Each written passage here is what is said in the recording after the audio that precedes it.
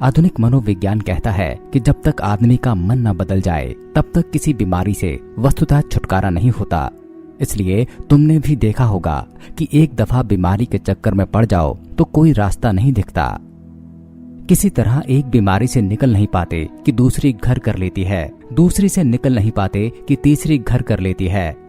ऐसा लगता है कि एक कतार है बीमारियों की, तुम एक से निपटते नहीं कि दूसरी पकड़ लेती है। जब तक ठीक थे तो ठीक थे।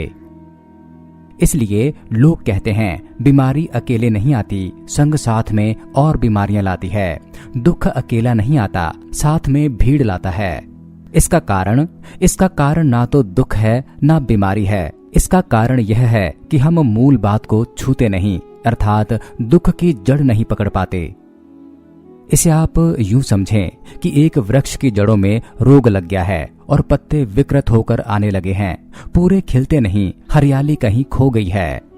तुम चाहे अब पत्ते काटते रहो या मलहम लगाते रहो या पत्तों पर जल का छिड़काव करते रहो तो भी कुछ नहीं होगा। जब तक वृक्ष की जड़ स्वस्थ न हो जाए तब तक कुछ भी नहीं होगा। उसी प्रकार मनुष्य की जड़ उसके मन में है। तो यह जो मनुष्य शब्द है वह मन से ही बना है। मनुष्य यानी जो मन में रमा है, मन में गड़ा है। और यह जो उर्दू का शब्द है आदमी, वह उतना महत्वपूर्ण नहीं, उसमें बहुत गहरा अर्थ नहीं है। आदम का अर्थ होता है मिट्टी। जो मिट्टी से बना है उसको कहते हैं आदमी, क्योंकि भगवान ने पहले आदमी को मिट्टी से बनाया और फिर उसमें श्वास फूंक दी, इसलिए उसका नाम आदम।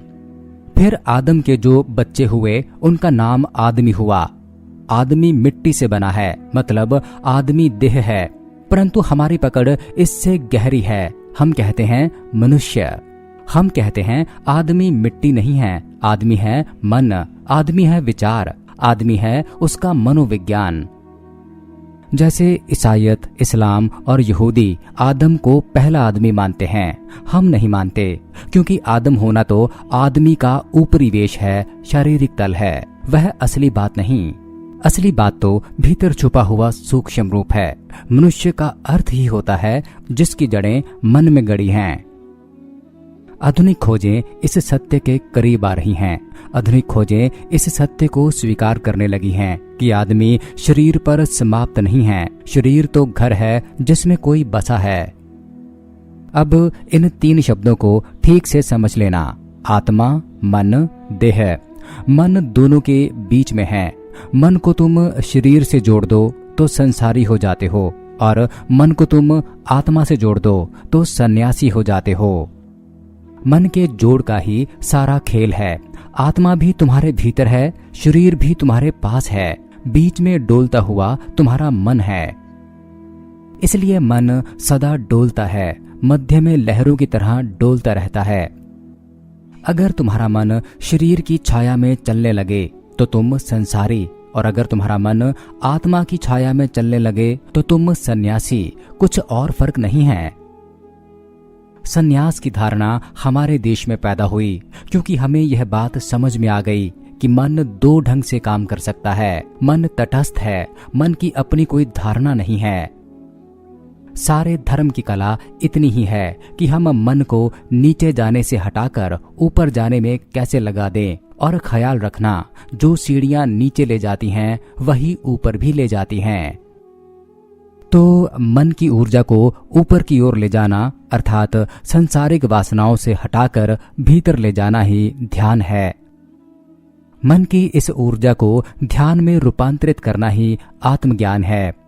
और यह जो मन सांसारिक उलझनों में, बीमारियों में जड़ हो चुका है, मन की यह जड़ता ध्यान से ही खत्म होगी।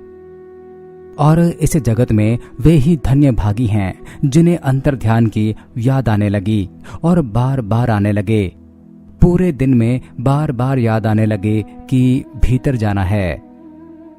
जैसे ही मौका मिले भीतर सरक जाएं, क्योंकि यह संसार तो वासनाओं से, उलझनों से भरा पड़ा है, सिवाय भटकने के और कुछ भी नहीं। इसलिए जो भीतर जाने में अभ्यस्त हुआ वह ध्यान में गहरा उतरता है, फिर उसे संसारिक प्रलोभन, उलझने भटकाती नहीं। इसलिए यह बात याद रहे, समाधानों का समाधान यह ध्यान, सभी ज्ञानियों का सारा ज्ञान बस यह ध्यान। ध्यान का यह दिया एक बार जो जल गया तो जीवन सदा सदा के लिए प्रकाशमय हुआ। हरिओम तत् सत।